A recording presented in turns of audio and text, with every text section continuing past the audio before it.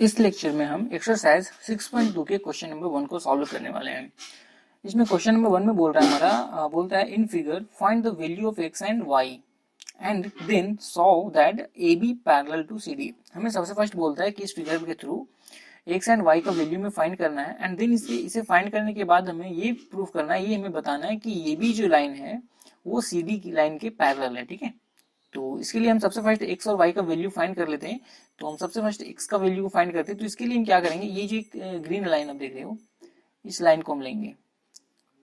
ठीक है, इस लाइन में देख पाओगे कि यहाँ पे दो एंगल्स बन रहे हैं। यहाँ पे जो एक तो 50 डिग्री का है एंड एक एंगल जो है वो x है। ठीक है, तो यदि हमें पता है कि जब हम इसे ये जो पूरा कंप्लीट एंगल करें, हम यहाँ से हाफ, ये जो हाफ कंप्लीट एंगल करें ये, तो ये हमारा 180 के इक्वल होता है। ठीक है, तो सिंपली ये जो एंगल, जो ये कंप्लीट एंगल बन रहा है हमारा, ठीक है 180 डिग्री का, ये दो भागों में बटा हुआ है।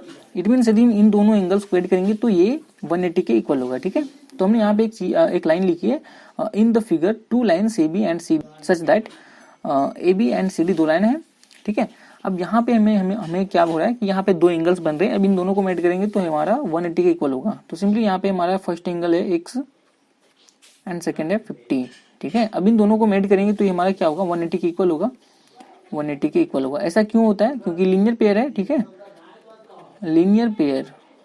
ठीक है, लीनियर पेयर। अब देखिए यहाँ से x का वैल्यू फाइंड कर सकते हैं। ठीक है, तो x इक्वल टू हमारा क्या होगा, 180 माइनस 50। ठीक है, अब यहाँ से x इक्वल टू हमारा रिजल्ट क्या आ जाएगा, 130 डिग्री। ठीक है, तो हमें फर्स्ट वैल्यू जो x का वैल्यू जो हमें फाइंड करना था वो तो हमने फाइंड कर लिया।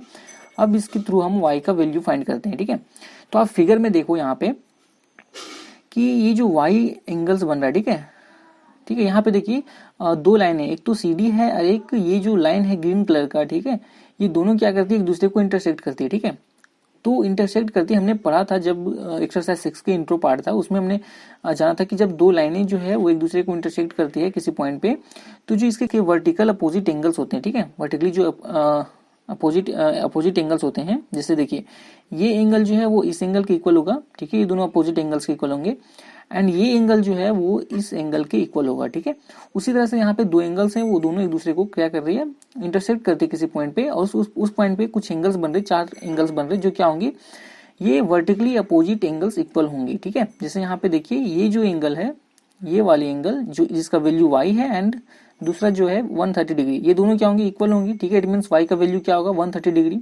एंड ये जो एंगल है जिसका भी हमें वैल्यू नहीं पता, जिसका एंगल हमें पता नहीं है, वो दोनों क्या होंगे, इक्वल होंगी। ठीक है, तो यहाँ से सिंपली y का वैल्यू में पता चल चुका है, क्योंकि y का वैल्यू भी हमारा क्या हो जाएगा, 130 डिग्री हो जाएगा।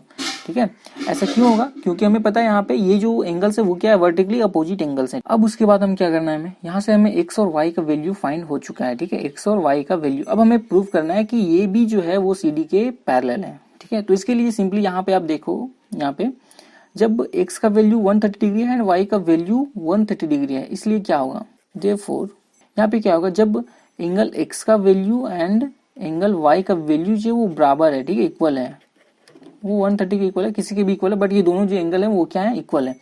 अब इस फिगर में आप देख पाओगे कि यहाँ पे x और y दोनों इक्वल है। तो इक्वल मतलब क्या, यहाँ पे बोल रहा है कि इंटीरियर एंगल जो है, ठीक है, अल्टरनेट इंटीरियर एंगल जो है वो क्या है, इक्वल है।